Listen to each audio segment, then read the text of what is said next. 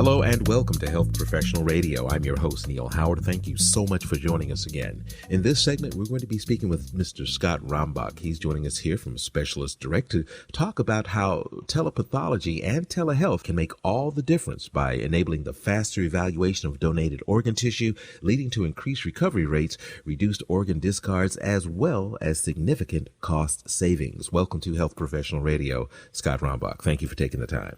Absolutely. Thank you, Neil. Appreciate the opportunity.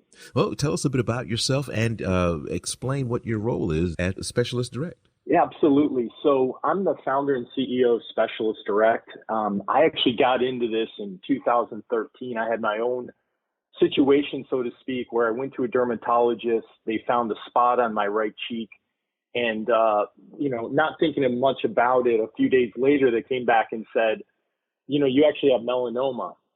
So as you can imagine, it was pretty intense situation. And I was fortunate because everything came out fine, but I did go through a Mohs surgery where I had 100 stitches on the side of my face.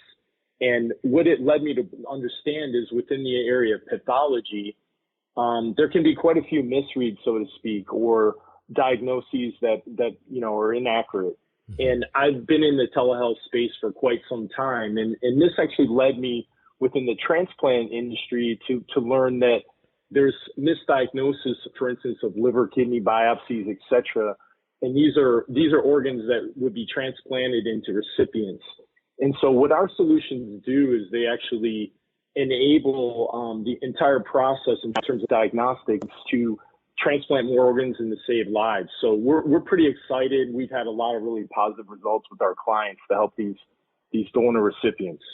Now, I understand telehealth, but telepathology, is there a massive database that you have access to that keeps track of all of the tests and on all of the organs to say whether or not they pass or fail? Well, the data, Neil, is kept on a database, secure, HIPAA compliant, system. However, really the pathologists, which are actually include renal and kidney subspecialists, so these are experts of experts and have transplant experience. They're the ones that actually do the assessment in real time. And what's really neat about it is, it could be Christmas Day in the middle of the night, and when they get a case, which comes to our company is routed to the right pathologist, they actually look at those images to determine, is that organ suitable for transplant? So it's actually done in real time. Now we house the data as well, but all of it happens right as needed. And then when you're looking at organ transplants, time is of the essence.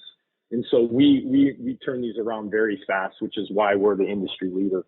Describe the pathway, the journey of an organ that's going to be transplanted into a person that is part of your system. Yeah. So what occurs is there's a patient, and at some point, they become an organ donor, meaning through a brain death or otherwise, or they also call these DCDs, cardiac death. They basically move from a donor, or from a patient to a donor. And what that means is every donor, and that's like if you go to the DMV and you're an organ donor, every donor can save up to 8 lives. When you look at the kidneys, the liver, the heart, et cetera, and as well as the tissue and the corneas. So what occurs is these donors move through about 57, they're called organ procurement organizations. And they're our clients. They're the ones that actually manage those cases to recover the organs to save lives. So there's about over 100,000 people in the U.S. now waiting for organs. They could be kidneys, hearts, livers, etc. And those organs are basically, our organization looks at those organs remotely. For pathology, they'll look at the kidney and determine is it healthy for transplant. And then the surgeons actually come in and do the transplant. We can actually also enable our clients to share the information real time on the iPhones and other smartphones of the surgeons, because they also want to put eyes on these images before the transplant process. Do these OPOs specialize in certain organs, or can one organization be responsible for several types of organs? And does that play any type of part when you step in? So these organ procurement organizations, their geography, they're based on geography throughout the U.S. And they actually, each one of them has responsibility for all the recoverable organs, as well as tissue. And a lot of them have now their own recovery centers where they actually perform recovery of organs as well as surgeries right within their facilities. But many of them, and still most of them, have partner hospitals. So those are hospitals where they're actually working to work on these donor cases, and the families are very involved. I was at an event through One Legacy, our client here in LA, this weekend. It was a run walk celebrating over 20 years of promoting organ donation. And I actually got the chance to meet these recipients, many of them that have received kidneys. And obviously they're so grateful. And just our team having the chance to see the people on the end of these cases that actually, literally saved their lives. Is a telepathology system as easy to implement as a telehealth system? How do they differ? And briefly, how are they the same? Yeah, so telepathology is really a subset, Neil, of telehealth, so to speak. And telehealth is really a broad word regarding, remote access, which could be images, which could be consultation. So, all types of, remote patient monitoring or RPM, all of these areas fall under this blanket known as telehealth. So it's really a subset. In terms of complexity, because of the nature of the specialists that are required, you could consider telehealth to be, more advanced than some other types of healthcare, telehealth healthcare solutions. But it all falls under that main subset of telehealth. And it's, as you know, it's exploding right now. We're fortunate because it's very seldom where you have a technology which is lower cost and actually improves care. Because if you think about it, when somebody really needs care, who are they going to look towards? They're going to look for a medical specialist. You probably found that in your family and friends.